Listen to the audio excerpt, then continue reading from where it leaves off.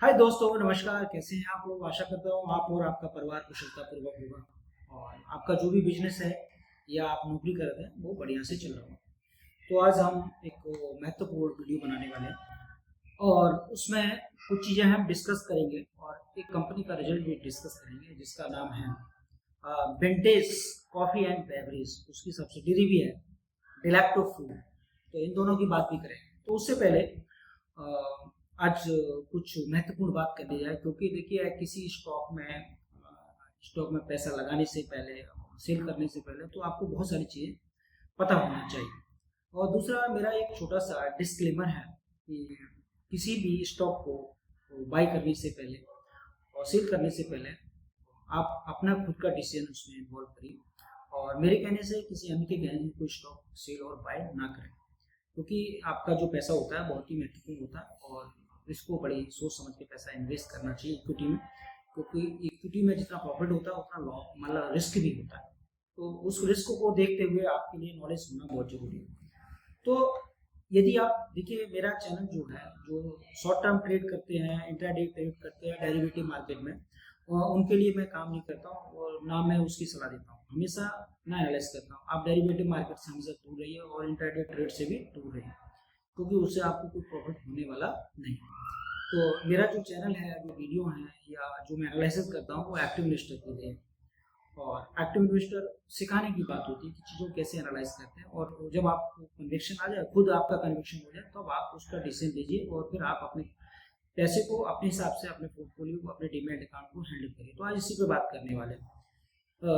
क्या आप देखिए, एक चीज़ बताते हैं, आप टीवी पे लोग, बहुत सारे लोग स्टॉकों को रिकमेंड करते हैं। आपने देखा होगा, चाहे जी न्यूज हो, जी बिजनेस हो, तो बहुत सारे एक्सपर्ट बैठते हैं और स्टॉक को रिकमेंड करते हैं। इंट्राडे के लिए भी करते हैं, लॉन्ग टर्म के लिए भी करते हैं। और आपने देखा कॉल और पुट भी, मतलब डेरिवेटिव मार्केट के लिए। और आपने देखा सोशल मीडिया बहुत सारे इन्फ्लुएंसर जो बहुत सारी रिकमेंडेशन देते हैं। तो यहाँ बात आती है कि जीवन में हमें कोई भी चीज़, वो कहावत है ना हमारे बुजुर्ग लोगों की, आप उसको याद करिए कि सुनो सबकी, करो अपने मन की। तो इसमें छोटी सी बात में बहुत बड़ा सार समझा हुआ है, मतलब समाया हुआ है। तो चाहे वो जीवन के हर क्षेत्र में, क्योंकि जो हमारे बुजुर्ग लोग होते हैं वो इस दुनिया में पहले आए थे, हम बाद में आए। तो उनका जो अनुभव होता है, उस अनुभव पे जो उनकी कहावत होती है, कही हुई बातें, वो हमेशा सत्य होती है। चाहे वो किसी भी क्षेत्र में हो, चाहे वो इन्वेस्टमेंट में हो, चाहे शादी ब्याह में हो, चाहे घर में हो, चाहे परिवार को चलाने के लिए हो, कुछ भी, हर जगह ये कहावत लागू होती है कि सुनो सबकी, करो अपने मन की। तो ऐसा नहीं, ये कहावत यूनिवर्सल है और ये सब जगह अप्लाई होती है और इसका सब जगह आउटपुट आता है। तो इसी पे हम बात करते हैं। अगर आप एक्टिव इन्वेस्टर हैं तो सही है, आपके लिए बढ़िया है।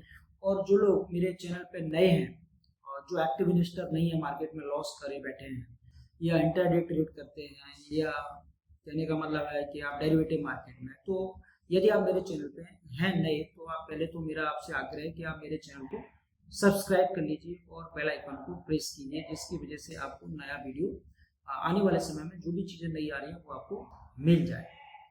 तो इससे कुछ मेरा प्रयास है कि आपके जो नॉलेज है उसमें कुछ वैल्यू एडिशन हो जाए और वो आपके जीवन में काम आए, और जिससे कि आप एक अच्छा काम कर पाओ। तो एक्टिव इन्वेस्टर जो आपको बनना है, तो क्या करना चाहिए आपने, हमें क्या करना चाहिए एक्टिव इन्वेस्टर के लिए? आप एक चीज़ बताइए, जब हम छोटे होते हैं, जब बचपन होता है हमारा, तो हम कोई भी काम करते हैं। आप जरा मतलब फ्लैश में जाइए कि मतलब बैक में, जब हम छोटे होते हैं या छोटा बच्चा होता है, तो वो कोई भी काम करता है अपने माता पिता से पूछ के करता है, या बड़ा भाई या दादा दादी हैं या अपने टीचर से पूछ के कोई काम करता है। क्यों करता है? क्योंकि उसे उतनी समझ नहीं होती सही क्या है गलत क्या है। तो इसलिए वो क्या करता है, वो पूछ कर काम करता है। और जब बच्चा 18 साल का हो जाता है, मतलब हमारी जो गर्ल्स हैं वो 18 साल के, और जो लीगल डॉक्यूमेंट के हिसाब से, और जो बॉयज़ होते हैं हमारे वो 21 ईयर्स के हो जाते हैं। तो उस समय वो या तो इंटरमीडिएट में कुछ बच्चे होते हैं, या वो कुछ बच्चे इंटरमीडिएट पास करके ग्रेजुएट कर रहे होते हैं। तो ग्रेजुएट का मतलब है चाहे वो एमबीबीएस कर रहे हो, इंजीनियरिंग, कुछ भी कर रहे हैं। तो जब वो, हम ये मानते हैं कि बच्चा 18 साल में और 21 साल में मैच्योर हो जाता है, वो सही क्या है गलत क्या है उसकी समझ उसमें पैदा हो जाती है। तो जब चीज़ें आप सीख जाते हैं, और आपने देखा होगा कि सीखने का मतलब है कि कोई भी परीक्षा पास करते हैं और उस परीक्षा के पास करने के बाद आप जो लिखते हैं और उसके आधार पे फिर आपको एक सर्टिफिकेट मिलता है, चाहे डिग्री कहिए वो, और फिर जब आपकी डिग्री हो जाती है, सर्टिफाई हो जाते हैं कि आपने ये शिक्षा प्राप्त करी, उसके बाद क्या करते हैं आप? और उसके बाद फिर जो आपका डिसीजन होता है भाई, पहले तो आपके दिमाग में पहले ही बहुत सारी चीज़ें चल रही होती हैं, आपने टीचर ने बताया बहुत सारी चीज़ें, तो फिर आपका एक डिसीजन होता है कि मुझे अच्छी नौकरी तलाश करनी है।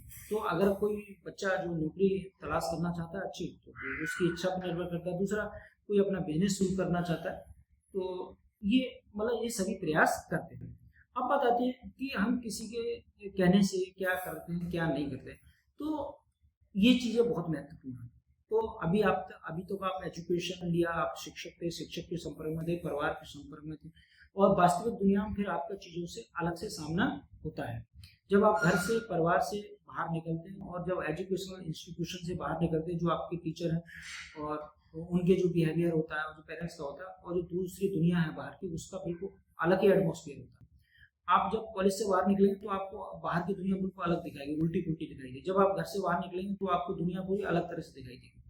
तो ये चीज़ें समझना बहुत जरूरी होता है। तो आप समझ गए होंगे मेरी बात को, मैं क्या कहना चाह रहा था।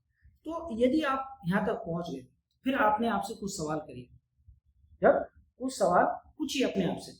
जब आप क्या सवाल करना चाहिए, जैसे कोई खाना खाते हैं, आपका खाने का टेस्ट है, क्या किसी से पूछ के खाना खाते हैं कि मुझे खाना खाना चाहिए नहीं खाना चाहिए, बताइए। या कौन सी सब्जी खानी है नहीं खानी है, तो किसी से पूछते हैं क्या? नहीं ना, जब भूख लगती तब खाते हैं। दूसरा है, आपके जो कपड़े हैं, क्या किसी के कहने पे कपड़े खरीदते हैं क्या? क्या किसी के कहने से ये कपड़े भाई ये ले लो आप लोग पहन लेंगे, खरीदते हैं क्या? नहीं खरीदते ना।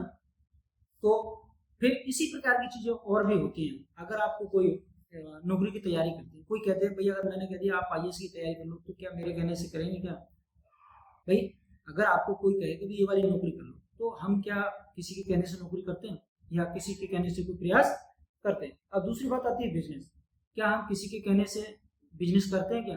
कोई हमसे कहते हैं भाई आप ये वाला बिजनेस कर लो, तो आप कर लेंगे क्या, या करते हैं? नहीं ना, नहीं करते ना। अब अगर मान चलो आपको शादी करनी है, क्या करनी, तो किसी के कहने से अगर शादी करते हैं क्या आप? कोई कहे कि भाई इस लड़की से शादी कर लो, तो क्या उस लड़की से शादी करते हैं आप? ये सवाल पूछना है आप अपने आप से कि करते हैं क्या? नहीं ना। आप अपने आसपास और फेसबुक पे, सोशल मीडिया में फ्रेंड बनाते हैं, तो किसी के कहने से बनाते हैं आप क्या? आपने कभी किसी मित्र को किसी के कहने से बनाया कि रिकमेंड किया उसने, तब मैंने उसको दोस्त बना लिया? अगली बात करें, आप जो है घर खरीदते हैं, मोबाइल खरीदते हैं, कंप्यूटर खरीदते हैं, या अन्य कोई जीवन का महत्वपूर्ण चीज खरीदते हैं, तो क्या किसी के कहने से खरीदते हैं कि भाई मेरे दोस्त ने कह दिया, या मार्केट में टीवी में बैठा हुआ बंदा उसने कह दिया, तब मैंने अपना घर खरीदा, तब मैंने अपना लैपटॉप खरीदा? खरीदते हैं क्या? अगली बात करते हैं, समाज में जो भी रिश्ते होते हैं, चाहे माँ बाप का रिश्ता हो, चाचा ताऊ का रिश्ता हो, भाई बहन का रिश्ता हो, या बुआ फूफा का रिश्ता हो, दोस्तों, बहुत सारे रिश्ते होते हैं। क्या किसी के कहने से उन रिश्तों को निभाते हैं आप? कोई अगर कहता है ये रिश्ता बना लो, तो बना लेते हैं क्या? तो आप यहाँ सोचिए, जब हम ये सारी चीजें जो मैंने आपके सामने सवाल लगे, जब हम ये किसी के कहने से नहीं कर सकते, ना करते हैं, ना करना चाहिए, हमें जो सवाल मैंने आपसे कहा, अपने आप से सवाल पूछिए कि इतनी सारी चीजें क्या हम किसी के कहने पे करते हैं? नहीं करते ना। तो फिर जो हमारा पैसा है, इन्वेस्टमेंट है, वो हम किसी के कहने से क्यों करें भाई?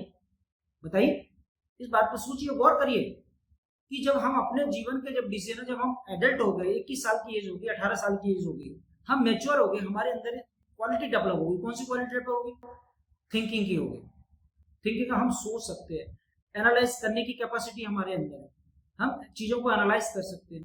क्रिटिकल थिंकिंग हमारे अंदर डेवलप होगी। क्रिटिकल का मतलब सही क्या, गलत क्या, क्या हमारे लिए सही है। तो जब चीजें आपके अंदर एजुकेशन के बाद अपने फैमिली से सीख करके सारी चीजें डेवलप हो गई, उसके बाद क्या जो मैंने आप जो सवाल गिनाए, क्या उनको आधार पर किसी दूसरे लोगों से पूछ के करते हैं क्या? अगर आपको ऑफिस में काम करते हैं, तो क्या ऑफिस में कोई भी काम आपको बॉस ने दिया कि किसी से पूछ पूछ के करेंगे? बताइए कि मैं ये काम कर लूँ, ऐसे नहीं कर लूँ? नहीं करेंगे ना, क्योंकि सारे डिसीजन आपको स्वयं लेने हैं और स्वयं ही करना चाहिए। जैसे मैंने पहले कहा कि हमें सुननी सबकी चाहिए, करने अपने मन की चाहिए। तो भाई एक चीज बताइए, इन्वेस्टमेंट करना हो इक्विटी मार्केट में या डेरिवेटिव मार्केट में, मतलब सॉरी, अगर डेरिवेटिव मार्केट में है या इंट्राडे ट्रेड करते हैं, तो भाई किसी के कहने से क्यों करते हो? बताइए, ये तो बहुत महत्वपूर्ण चीज है। पैसा कितना वैल्यूएबल होता है, जब पैसा आप कमाएंगे तब उस पैसे की वैल्यू समझेंगे आप। जब पैसा खुद से कमाते हैं तब उसकी वैल्यू समझ में आती है। दूसरी, अगर आप इन्वेस्टर हैं तो क्या किसी के कहने से म्यूचुअल फंड खरीद लेंगे? खरीदेंगे? क्यों खरीदेंगे भाई? भाई सुनिए सबकी टीवी पे, एनालाइज करिए क्या सही है क्या गलत है। मैं आपको बता रहा हूँ कि कोई स्टॉक खरीद, मतलब मेरे टीवी बैठे लोग कह रहे हैं कि ये स्टॉक इन्वेस्टमेंट की लंबी अवधि के लिए खरीदिए। बहुत सारे लोग रिकमेंड करते हैं, टीवी पे आ जाते हैं बहुत सारे लोग और रिकमेंड करते हैं ये वाला स्टॉक लंबी अवधि के लिए खरीद सकते हैं, अपने पोर्टफोलियो में रख सकते हैं। अरे भाई, तो जब हम दुनिया अपने जीवन की सारी चीजें नहीं करते दूसरे के कहने से, तो हम अपना पैसा निवेश क्यों करें दूसरे कहने से? बात समझ में आ गई? तो हमें अपना पैसा, जब हम बाकी चीजें जिंदगी की, जीवन की दूसरे कहने से, दूसरे लोगों के कहने से नहीं करते हैं, तो हमें इन्वेस्टमेंट भी दूसरों के कहने से नहीं करना चाहिए। जिस प्रकार से आपने जीवन जीने की कला सीखी है, उसी प्रकार से आप इन्वेस्टमेंट करने की कला को भी सीखिए, क्योंकि ये भी आपके जीवन का बहुत महत्वपूर्ण पार्ट है। Use to money to more money. हम हमेशा, मनुष्य का जो जन्म होता है वो आगे बढ़ने के लिए होता है, प्रयास करते रहना चाहिए और चीजें सीखते रहना चाहिए, अपने स्तर से चीजें करनी चाहिए, स्वयं का डिसीजन होना चाहिए, तभी आप दुनिया में सफल हो सकते हैं, एक बड़े बिगिनर बन सकते हैं। अब जिस प्रकार का आपका भी पैसा है उस प्रकार की चीजें करिए। जैसे मान के चलिए आपके पास बहुत पैसा है ना, तो आप क्या करिए भाई, किसी की सलाह ले सकते हो, लेकिन डिसीजन तो आपको खुद ही करना पड़ेगा। किसी की सहायता ले सकते हो, जैसे लोग आजकल फंड मैनेजर रखते हैं अपने पास। तो जैसे गाड़ी, आपके पास गाड़ी चलानी आपको आती है, लेकिन फिर भी ड्राइवर रखते हैं कि आपके पास टाइम नहीं है, तो इस प्रकार की सहायता ले सकते हैं, लेकिन उसमें डिसीजन आपका होना चाहिए। अगर मान चलो एक कार है और कार का जो ड्राइवर है, एक उदाहरण देता हूँ, कार का ड्राइवर है, अगर वो गाड़ी, मतलब आपने ड्राइवर को हायर कर लिया और वो गाड़ी 100-120 पे चला रहा है, तो क्या आप उसके साथ सुरक्षित हो क्या? या बहुत धीमे चला रहे हैं तो आप उसके सुरक्षित हो क्या? नहीं ना। और जैसे मान लो दूसरे, अगर रोड पे बात करें, तो रोड पे अगर मान चलो कोई वाहन आगे जा रहा है और हमारा वाहन पीछे जा रहा है, तो भाई हम उसके पीछे पीछे क्यों चले? उसके पीछे क्यों चले? वो इसी प्रकार से कंपनियों के साथ भी होता है। कंपनियां जो होती हैं वो मैनेजमेंट, हम बाहर होते हैं, मैनेजमेंट अंदर होता है। अब मान के चलिए, अब जो चार लोग देखते हैं, वो चार भी क्या है कि अभी गाड़ी कोई और चला रहा है, हम पीछे उसकी परछाई के साथ चल रहे हैं। वो चार एक प्रकार से क्या परछाई है, प्राइस की परछाई है, वो प्राइस आगे चलता है और उसका चार्ट पीछे बनता है। तो मान चलिए कोई गाड़ी चला रहा है, जैसे कोहरे का समय है, कोहरे का एक एग्जाम्पल लेते हैं, कोहरे में हमें दिखाई नहीं देता, मतलब गाड़ियां चलाने में लोगों को कंफर्टेबल नहीं होता। तो अगर मान चलो कोई आगे ट्रक जा रहा है और हमने गाड़ी उसके पीछे लगा दी, हम इसके साथ चलाए, अगर आप उसके पीछे पीछे चलते गए हैं और सावधानी नहीं बरती, तो क्या करेंगे भाई? अगर उसका कहीं एक्सीडेंट हुआ तो आपका एक्सीडेंट ट्रक से हो जाएगा, हो जाएगा नहीं हो जाएगा? बताइए, होता नहीं होता? ऐसा बहुत होता है। तो हमें करना क्या चाहिए? हमें खुद का डिसीजन लेना चाहिए। अगर मान लो कोहरे में हम गाड़ी चला रहे हैं, तो हमें सावधानी क्या बरतनी चाहिए भाई? हमारी जो लाइट है उसमें पीले कलर का वो लगाना चाहिए, मतलब लाइट का। दूसरा, हमें इस प्रकार के चश्मे भी आते हैं, गॉगल्स आते हैं, जिसमें हमें साफ दिखाई देता है, तो हमें वो सावधानी बरत के अपनी कार चलानी चाहिए। और अपनी कार चलाएंगे तो स्वयं का डिसीजन होगा, तो एक्सीडेंट होने की संभावना नहीं होगी।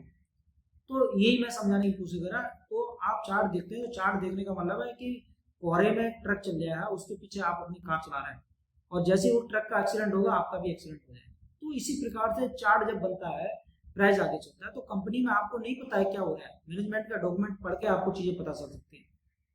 तो हमें उसी के पीछे चलना चाहिए, और जहां हमें कुछ चीजें पता हो या पता है, और उसमें बड़ा सावधानी बरतनी चाहिए। पता चला सामने वाले का दिमाग या क्या चीज चेंज हो जाए, तो हम क्या कर लेंगे? तो इसलिए हमें जो इक्विटी में इन्वेस्ट करते हैं उससे पहले डिसीजन हमारा होना चाहिए, और उसमें हमें कॉर्पोरेट डॉक्यूमेंट को पढ़ना चाहिए, रिसर्च करनी चाहिए, तब जाके उसमें अपना पैसा लगाना चाहिए। और दूसरी बात करते हैं, स्टॉक में खरीदना सबको आता है और स्टॉक बेचना भी आना चाहिए। जैसे आजकल मैंने एक वीडियो बनाया KRBL पे, आज स्टॉक उसका 10% गिर गया, मैनेजमेंट में प्रॉब्लम हो गई, क्योंकि उसका जो निदेशक है राजीव कुमार, मतलब जो भी मैनेजमेंट जो उसके डायरेक्टर है, उन्होंने अपना इस्तीफा दे दिया। उसकी वजह से देखिए, मैंने बताया मार्केट हमेशा तुरंत रिएक्ट करता है, फॉरवर्ड लुकिंग। उसने जैसे इस्तीफा दिया, तुरंत स्टॉक 10% गिर गया। तो क्या चार्ट में दिखाई दे रहा था? नहीं ना। तो यहाँ डिसीजन मेकिंग होनी चाहिए। उसमें करना क्या चाहिए भाई? या तो पोजीशन आप काट दो, कोई दिक्कत नहीं, अपना कैपिटल तो बचेगी, जब उसमें प्रॉफिट आए, जब वो कंपनी सही होता है वो उसमें पैसा लगाए, तब तक किसी को दूसरे में लगाइए। या ऐसा कर सकते हो भाई, आपकी इच्छा कि भाई उसमें आधी पोजीशन रख लो, आधी बेच लो, आधी किसी दूसरे में लगा दो। लेकिन अगर आप पूरे बैठे रहेंगे और पता चला स्टॉक और नीचे चला गया, तो फिर आपको बहुत बड़ा नुकसान हो जाएगा। तो इसको थोड़ा सावधानी बरतनी चाहिए। तो ये तो थोड़ी सी मैंने आपको समझाने का प्रयास किया कि एक्टिव इन्वेस्टर क्या करते हैं, क्या करना चाहिए। तो आज हम रिजल्ट की बात करते हैं। एक कंपनी है vintage Coffee and beverage limited, और जिसका जो हेड ऑफिस है वो हैदराबाद में, और इसकी एक सब्सिडरी है जिसका नाम है डेलेक्टो फूड प्राइवेट लिमिटेड। ये दोनों मिलकर काम करते हैं। तो कंपनी का हम पहले बिजनेस मॉडल समझ लेते हैं। कंपनी जो है बिजनेस मॉडल क्या है, जो कॉफी पाउडर होता है उसकी मैन्युफैक्चरिंग करती है ये कंपनी, और बाकी कई कई वैरायटी है इसकी, ड्राई पाउडर है और इंस्टेंट कॉफी है, बहुत सारी चीजें वैरायटी है। अगर आप जाएंगे इसका कौन कौन पढ़ेंगे तो आपको पता चल जाएगा तो क्या बिजनेस है, और बाकी चीजें मैं बता दे रहा हूँ। तो कॉफी का मेन इनका बिजनेस है। दूसरी एक चीज बताते हैं बिजनेस में, अगर बात करें कॉफी की, तो कॉफी पूरी दुनिया में जो हमारा क्रूड ऑयल होता है उसके बाद ट्रेड होने वाली सबसे सेकंड नंबर पे आने वाली कमोडिटी, मतलब सबसे नंबर वन पे जो क्रूड ऑयल का ट्रेड होता है और दूसरे नंबर पर कॉफी का ट्रेड होता है। तो ये कंपनी का ये प्रोडक्ट इतना बड़ा है। दूसरी बात करें अगर प्रोडक्ट की, तो इसमें देखें पहले ये B2B बिजनेस करती थी। मैं आपको बता दूं यहाँ 3 तरह का बिजनेस होता है कंपनियां करती हैं। B2B पहले होता है, B2B। B2B क्या होता है मैं आपको बता दूं। B2B होता है जैसे कोई बड़ी कंपनी है या कंपनी से कंपनी को माल बेचते हैं, जैसे मान चलो कॉफी वाली कंपनी, तो ये मानो बल्क में कॉफी पाउडर बनाते हैं, और छोटे छोटे जो कस्टमर है, मतलब जो पैकेजिंग करते हैं, वो छोटे छोटे पार्ट्स में, बोतल में, पैकेज में बेचते हैं।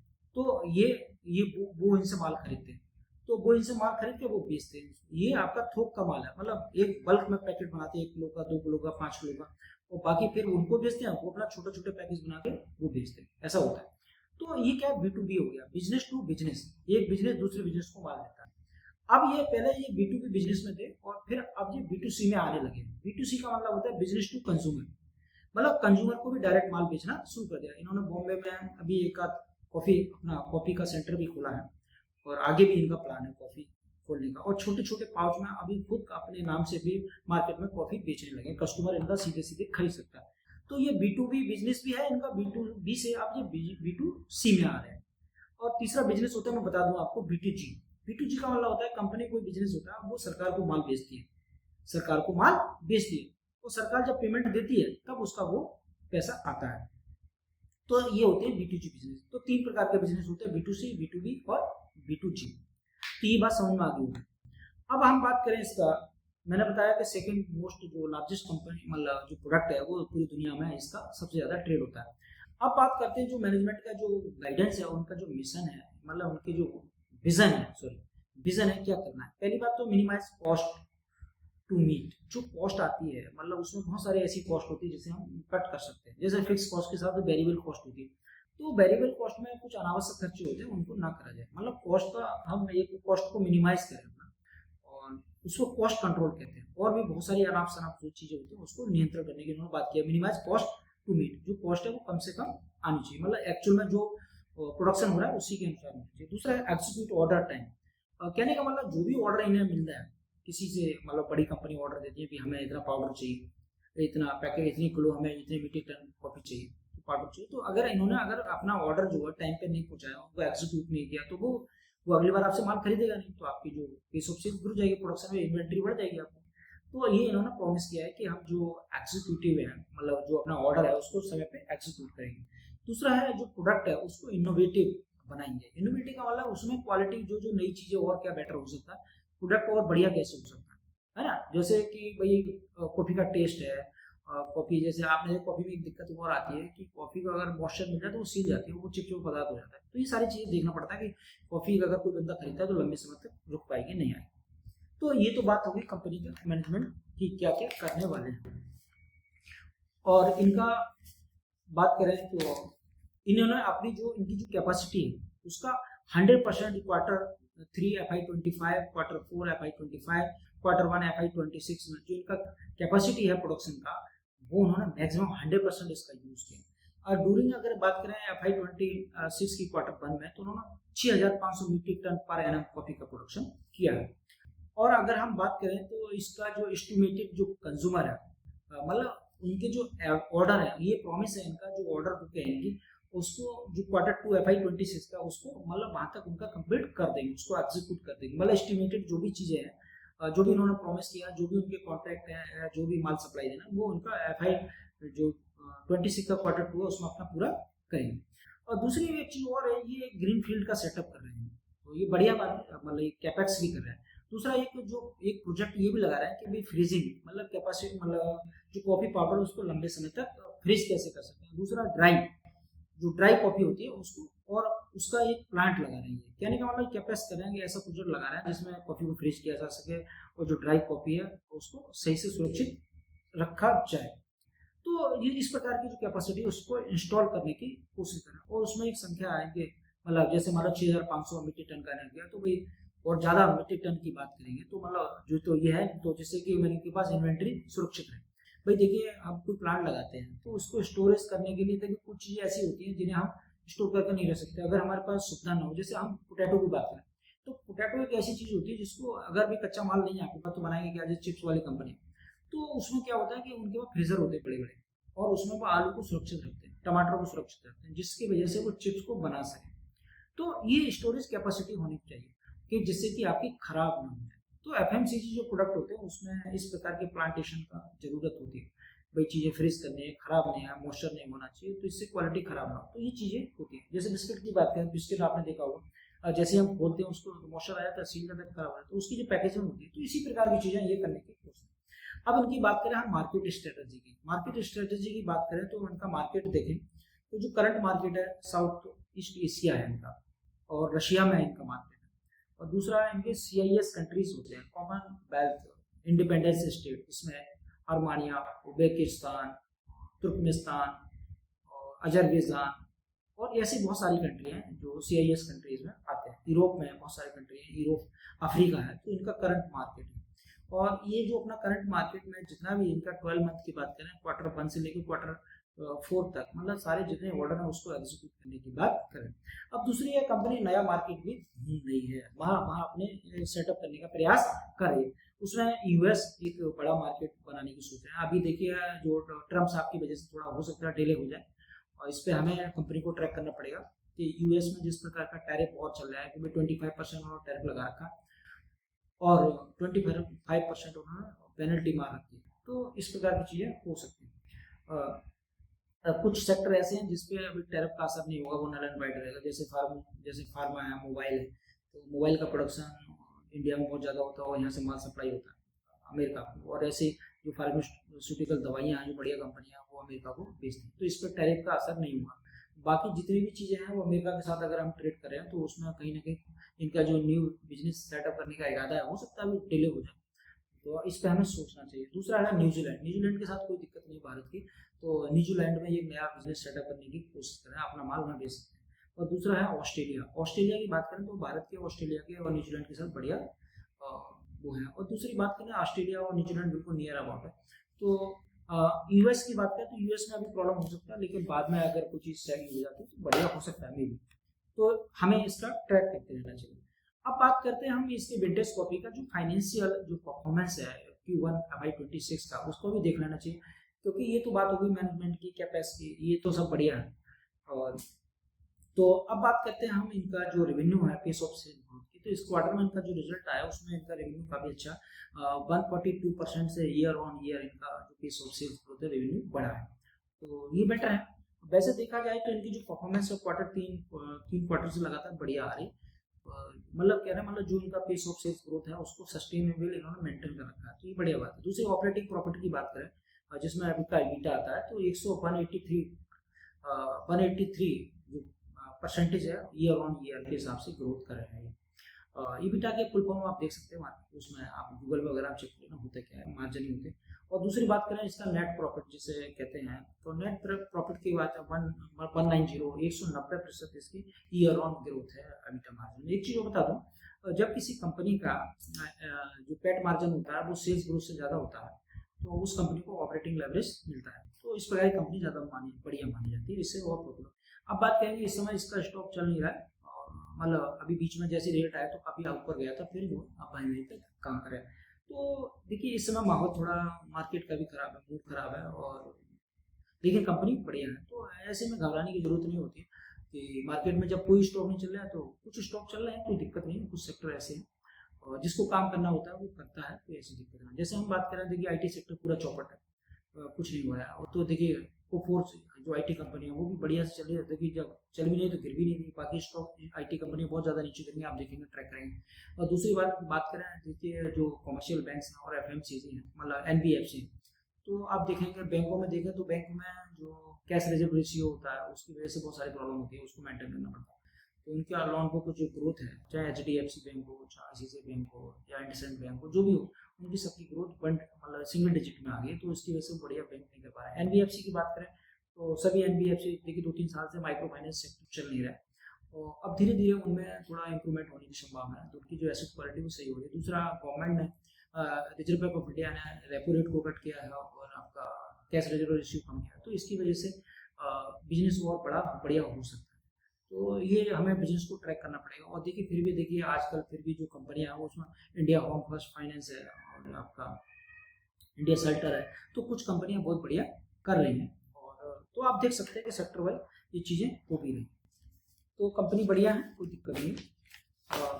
दूसरी बात करें पीयर टू पीयर, हम इसका एनालिसिस करते हैं। पीयर का मतलब होता है उसके साथ जो कंपनियां होती हैं, उसमें देखेंगे ये कंपनी सब अपने जो पीयर ग्रुप में है जो उसके मतलब इसके जैसे प्रोडक्ट बनाती हैं, और उसमें अगर देखें कंपनी की जो ग्रोथ है सबसे हाईएस्ट ग्रोथ है। आप चाहे मैं आपको बताऊं कि आपको जो कॉर्पोरेट डॉक्यूमेंट मिलता है, जैसे आप कौन उसमें क्या बोलते हैं कि जो स्क्रीनर होता है, जैसे मैंने बताया कॉर्पोरेट डॉक्यूमेंट किसी कंपनी का मिलता है, हमें लेटेस्ट जो कॉर्पोरेट डॉक्यूमेंट होता है वो होता है कि पीपीटी और कॉन्कोड। तो ये हमें कहाँ मिलता है, मैंने आपको हर अपने वीडियो में बताता हूँ कि जो एक तो एनएससी और बीएससी साइड पे मिल जाता है, कंपनी की साइड पे भी मिल जाता है, और सबसे इजी कौन होता है सिस्टमेटिक जो स्क्रीनर होता है, उसमें आप डालेंगे स्क्रीन डालेंगे गूगल में, और उसके बाद उसमें जब स्क्रीन में कंप्लीट डालेंगे तो उसमें राइट साइड में डॉक्यूमेंट आता है। वो डॉक्यूमेंट को जब खोलेंगे तो उसमें पीपीटी भी आता है, ट्रांसक्रिप्ट का वो भी ऑप्शन भी आता है, तो हमें पूरी डिटेल में पढ़नी चाहिए। तो उसमें आप देखेंगे, और उसमें पीयर टू पीयर एनालिसिस भी आता है कि पीयर ग्रुप की कंपनी क्या है, उसमें प्राइस आता है, बहुत सारी कंपनियां आ जाती है, तो आप उसमें देख सकते हैं कि जो कंपनी का जो ग्रोथ है उसमें दिखा रहा है 132%, तो वो उसका अलग एनालिसिस है, क्वार्टर टू क्वार्टर की बात है, तो आप उसमें देखेंगे इसका 132 इसका ग्रोथ आ रहा है, सबसे हाईएस्ट ग्रोथ है इसका। और दूसरा है एमएमटीसी एक कंपनी लिमिटेड, जिसका पेस ऑफ सेल्स ग्रोथ जो है 109% है ईयर ऑन ईयर, तो इससे कमी है। दूसरा है टीसीसी कंसेप्ट एक कंपनी, जिसका पेस ऑफ सेल्स ग्रोथ 83% है। तो कंपनियां हैं ये तीनों हैं, और तो तीनों कंपनियों में देखा सबसे ज्यादा pace of sales growth Vintage Coffee and Beverage का। तो देखिए एक चीज बता दूं, ऐसा क्यों होता है, दुनिया देखिए पूरी दुनिया में जितनी भी शेयर मार्केट है, स्टॉक मार्केट है, इक्विटी मार्केट है, तो आप देखिए जो कंपनी लीड करती है सबसे ज्यादा पेस ऑफ सेल्स ग्रोथ करती है, जिसका हाईएस्ट ग्रोथ होता है, तो जितने एक्टिव इन्वेस्टर होते हैं, चाहे आपका एएमसी हो, जो म्यूचुअल फंड हो, या और बड़े चाहे डीआईज हो, चाहे एफआईज हो, तो वो सभी पैसा कहाँ लगाते हैं, ऐसी कंपनियों में लगाते हैं जिसकी ग्रोथ रेट ज़्यादा होती है, पेस ऑफ सेल्स ग्रोथ ज़्यादा होती है, तो सारा पैसा वो वहाँ लगा देते हैं, इसीलिए ये स्टॉक भागते हैं। तो इस समय डीआईएस और एफआईज का थोड़ा कम चल रहा है, अंतर्राष्ट्रीय मार्केट में बहुत सारी प्रॉब्लम भी है, तो इसकी वजह से नहीं चल पा रहा। तो बाकी घबराए नहीं। और दूसरी बात बता दूं मैं आपको, कभी भी किसी स्टॉक में कोई भी प्रॉब्लम आ सकती है, मैं आपको बताऊं, इसमें अवेयर रहना चाहिए आपको। और सुबह उठ करके जब आप मार्केट खोले, जब भी आपको टाइम मिले, तो विद इन 1 आवर से 15-20 मिनट में आपको अपना पोर्टफोलियो देख लेना चाहिए, कौन सा स्टॉक क्या कर रहा है, कोई स्टॉक गैप डाउन तो ऊपरी नहीं हुई है, और अगर हुई है तो उसको पढ़ के जाके देखिए, अखबार में देखिए न्यूज़ क्या है, उसकी खबर क्या है। कभी कभी हमें न्यूज़ नहीं मिल पाती, जैसे KRBL का न्यूज़ अभी मैनेजमेंट ने डाली नहीं, लेकिन न्यूज़ से पता चला, तो लेकिन न्यूज़ से हमें पता चल जाता है, तो उसमें देख लेना चाहिए और उसके हिसाब से बिहेवियर करना चाहिए। अगर मान चलो किसी का मैनेजमेंट खराब हो गया, कोई इशू हो गया, तो अपना पोजीशन उसमें से काट दो या हल्का कर दो, जिससे कि आपका कैपिटल बचा रहे, नुकसान ना हो। और मेरे साथ भी KRBL का कुछ पोजीशन था मेरी बैंक के अकाउंट में, तो मैंने उसको आधा करके काट दिया और दूसरे स्टॉक में डाल दिया। तो ये अपना व्यक्तिगत डिसीजन होना चाहिए, और इन सारी चीज़ों को तैयार रहना चाहिए हमेशा। कभी ईडी की रेड भी हो सकती है, तो सबसे पहले सोचिए, पहले अपना कैश निकालिए, उसमें से सेल बटन दबाइए। अब मैं आपको बता दूं, देखिए स्टॉक को बाय तो सब लोग कर लेते हैं, लेकिन सेल करना, उसको मैनेज करना बहुत मुश्किल काम होता है, उसको जरूर आना चाहिए, वो आपको कला आना चाहिए। आपको एक्टिव इन्वेस्टर है, किसी स्टॉक के साथ हमें नहीं पता ना, बाहर बैठे सुबह क्या हो गया, तो आपका जो पेन है वो कम रहेगा, रिलैक्स रहेंगे। आपके किस स्टॉक में कोई प्रॉब्लम आ गई, जैसे KRBL 10% नीचे हुआ, सही, कोई बात नहीं, उठ के हमें बेच देना चाहिए, क्या प्रॉब्लम, अपना पैसा निकाल लेना चाहिए, सारी पोजीशन ना काटो तो आधी काट देना चाहिए, फिर देखना चाहिए, वेट करना चाहिए, और किसी अच्छे स्टॉक में लगे जिसमें ग्रोथ, तो ये डिसीजन हमें लेना चाहिए। और मैंने आपको बताया, मेरे कहने से, किसी के कहने से कोई स्टॉक बाय और सेल ना करें, आप खुद का अपना दिमाग लगाइए, खुद एनालिसिस करिए, वो ज़्यादा बेटर है आपके लिए। और क्योंकि देखिए ऐसा मैंने वो चीज़ बता दिया, किसी एक्सपर्ट ने बता दी, तो जब कोई स्टॉक अगर मान चलो KRBL में किसी ने बताया होगा, रिकमेंड किया होगा, मान के चलो वो नगा ये स्टॉक बड़ी चल रहा है, अगर आपने खरीद लिया उनके कहने पर, आज जब वो गिर गया तो आप उससे क्या कहेंगे बताइए? उससे कहेंगे वो आपको बताएगा उसके पास टाइम है कि भाई साहब KRBL को स्टॉक को बेच देना चाहिए? नहीं, उसके पास कहाँ टाइम है, वो अपना काम कर रहा है। और तो उसका काम एनालिसिस करने का, उसने जो बता दिया तो उससे थोड़ी आप उससे क्या पूछेंगे, डिसीजन तो आपका, नुकसान तो आपका होगा। तो आपको करना क्या है, आपको डिसीजन मेकिंग स्वयं की होनी चाहिए, निर्णय लेने की क्षमता आपके अंदर होनी चाहिए। तो इसीलिए मैं कहता हूँ कि एक्टिव इन्वेस्टर बनिए और चीज़ों को पढ़ना सीखे और चीज़ों को डिसीजन मेकिंग में लाइए और हैबिट में लाइए। खाली चार्ट देखेंगे तो उससे काम नहीं बनेगा। सही है भाई, इंटरडे करते हैं तो आप चार्ट देख लीजिए, वो आपका पर्सनल मैटर में तो नहीं होगा। लेकिन मैं फिर भी बता दूं, किसी के कहने से या मेरे कहने से स्टॉक को बाय और सेल ना करें। जो चीज़ें मैं बताता हूँ, डिस्कस करता हूँ, उनको आप समझिए और सीखिए, वो आपकी लाइफ में बेटर कर सकते हैं। और दूसरी बात, जब आप चीज़ सीखे गए तो आप 50 साल तक मार्केट में पैसा कमाइए, कहीं भागा थोड़ी जा रहे हैं मार्केट, जितना मर्जी पैसा कमाओ। और मैं भी इसमें 10 साल से मार्केट में हूँ। बाकी मैं ऐसा नहीं है मैं लोगों से सीखता हूँ, मैं बहुत सारे लोगों से सीखता हूँ और बहुत सारे यूट्यूबर्स हैं, मैं बढ़िया चीज़ मिलती है तो मैं देख लेता हूँ। एक कलकत्ता के राजा ऋषि साहब हैं, सो मैं उनको सुनता हूँ कभी कभी। ऐसा नहीं, वो बढ़िया बताते हैं, बहुत सारी चीज़ें, वैल्यूबल चीज़ें देते हैं। तो मैं खुद में अपने आप में प्रोफेसर हूँ, तो मैं चीज़ें खुद भी पढ़ना चाहता हूँ, ऐसी कोई बात नहीं है। तो चीज़ें हमें खुद डेवलप करनी चाहिए और चीज़ें सीखनी चाहिए, कोई दिक्कत नहीं। और सीखने में कभी संकोच नहीं करना चाहिए। हमसे एज में छोटा हो सकता है हमें सिखा दे, और तो हमें चीज़ें सीख लेनी चाहिए। तो आज के साथ आज की बात यही खत्म करते हैं। जय हिंद, जय भारत।